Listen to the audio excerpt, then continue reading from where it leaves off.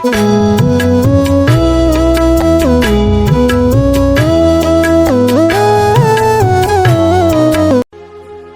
తండ్రి, మీ ప్రియ కుమారుడును మా ప్రియరక్షకుడైన యేసు ప్రభు నామంలో ఆరాధిస్తూ ప్రార్థన చేస్తున్నాం. మా దిన ప్రార్థన ఆలకించి అంగీకరిస్తురండి. నమ్మదైన యేసు ప్రభా, ఈ వాక్యం సత్యం, ఈ వాక్యం జీవం ప్రభా. మరి ఈ వాక్యం ఎంతో ప్రభావమైంది, బలమైంది. నీ వాక్యంతో మమ్మల్ని నింపి ప్రభా, నీ కృపను మాకు అనుగ్రహిస్తున్నామని వేడుకుంటున్నాము. దావీదు కీర్తన 89:24 ఆధారం చేసుకుంటున్నాం ప్రభా.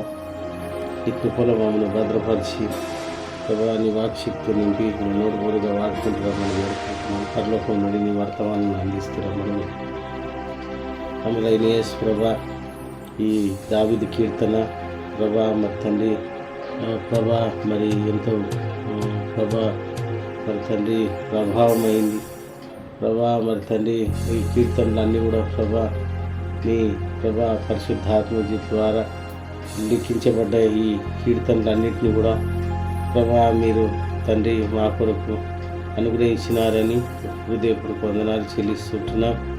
వాక్యాన్ని ధ్యానిస్తుండగా నీ కృపనిమ్మని యేసు ప్రభు నామంలో స్తుతించి ప్రార్థించి అడిగి వేడుకుంటున్నాను తండ్రి. ఆమె 89వ కీర్తన 24 వచనం.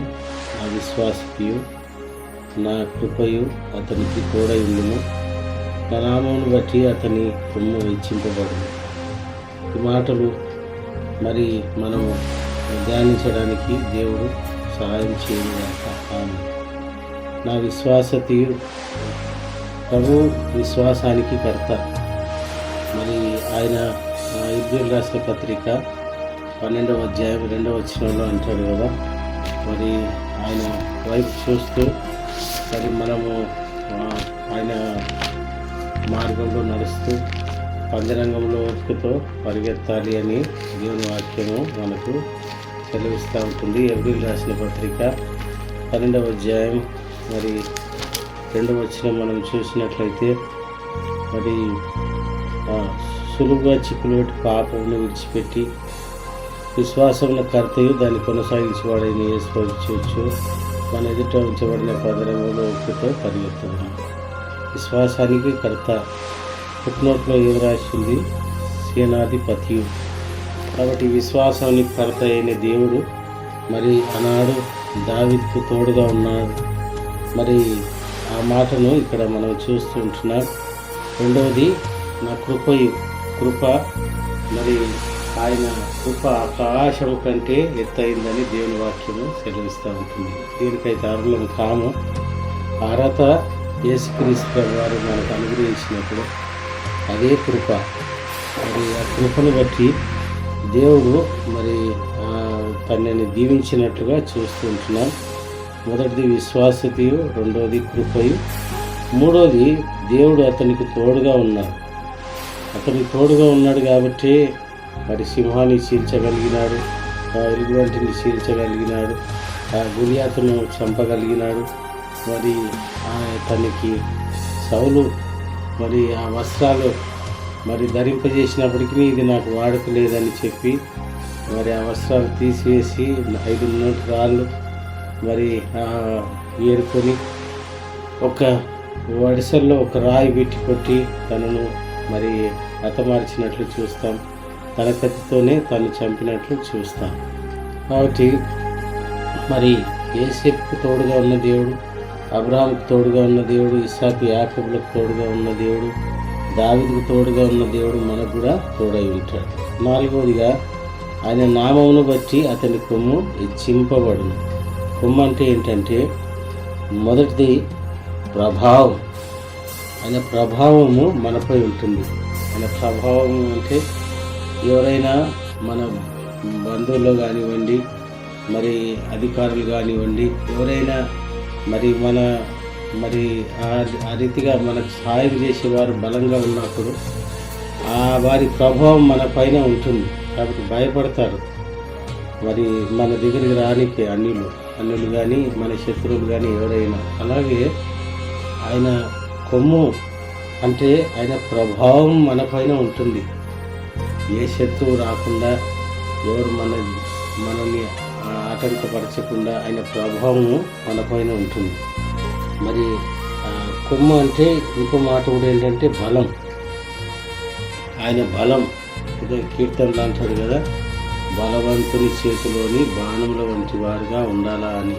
ఇప్పుడున్నమాట 127వ కీర్తన, 127వ కీర్తన ఇక్కడ అంటాడు కదా, కుమారులు యవ్వను గురించి స్వాస్యం, ధనఫలం ఆయన ఇచ్చే బహుమానమే. యవన కాలం ముందు పుట్టిన కుమారులు బలవంతుని చేతిలోని బాణముల వంటివారు. ఆయనే మనకు ప్రభావం, మరి ఆయనే మనకు బలం. మరి యేసు ప్రభు ఆయన బలవంతుడుగా ఉన్నాడు. ఎక్కడున్నమాట?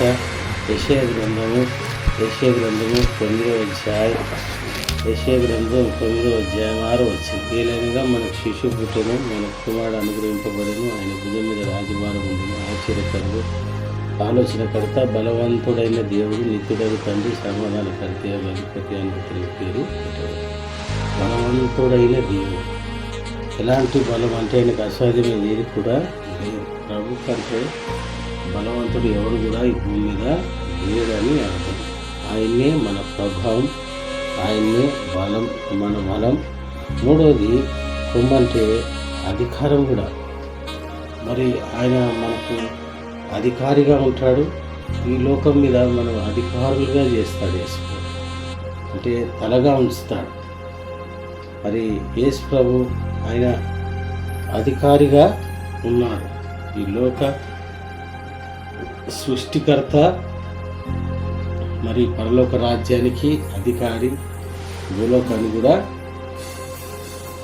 యేసు ప్రభుకి అసాధ్యమైనది ఏది కూడా లేదు. మళ్ళీ ఒకసారి ఆ మాట చూద్దాం. 89వ కీర్తన 24వ వచనం.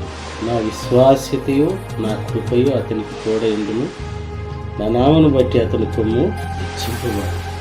అయితే కొమ్ము అనగా 3 అర్థాలు చూసుకుంటున్నాను. మొదటి ప్రభావం, రెండవది బలం, మూడవది అధికారం. ఇవన్నీ కూడా మరి మనం కలిగి ఉంటే హెచ్చింపబడతాం. ప్రభు వెలుగు కాబట్టి మనం కూడా వెలుగుగా ఉన్నప్పుడు మరి దేవుడు ఈ కార్యాలన్నీ కూడా మన పట్ల చేసే గొప్ప దేవుడుగా ఉన్నాడు. కాబట్టి మనము మన పితరులకు ఇచ్చిన మాటలు, మన పితరులకు ఇచ్చిన వాగ్దానాలు నెరవేర్చే గొప్ప దేవుడై ఉన్నాడు యేసు. అన్నాడు దావీదుకు తోడుగా ఉన్నాడు, నేడు మనకు కూడా తోడై ఉంటాడు. దేవుడి మాటలను దీవించి ఆశీర్వదించి మనందరికీ ఆశీర్వదించును గాక. ఆమేన్.